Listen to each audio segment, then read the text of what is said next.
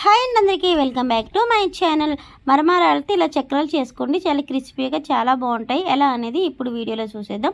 ముందుగా stove on చేసుకొని కళాయి పెట్టేసి కళాయిలోకి 2 కప్పుల మరమరాల కోసం 1 కప్పు వరకు బెల్లం వేసుకొని దానిలోకి కొంచెం నీళ్ళు వేసుకొని బెల్లాన్ని ముందు కరిగించుకోవాలండి. ఇలా కరిగిన బెల్లాన్ని వడకట్టుకోవాలి.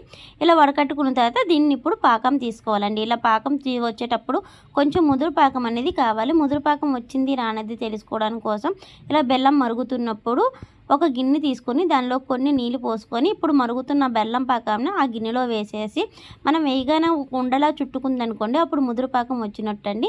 ఇప్పుడు దీనిలోకి మరమరాలు వేసేసి బెల్లము అండ్ మరమరాలు మంచిగా కలిసే వరకు ఒక్కసారి కలిపేసుకొని స్టవ్ అనేది బంద్ చేసుకొని కొంచెం చేతికి గీ లేదా ఆయిల్ అప్లై చేసుకొని ఇలా మరమరాలని రౌండ్గా చుట్టుకుంటే సరిపోతుందండి. ఎంతో టేస్టీ అయినా క్రిస్పీగా ఉంటాయి, చాలా బాగుంటాయి.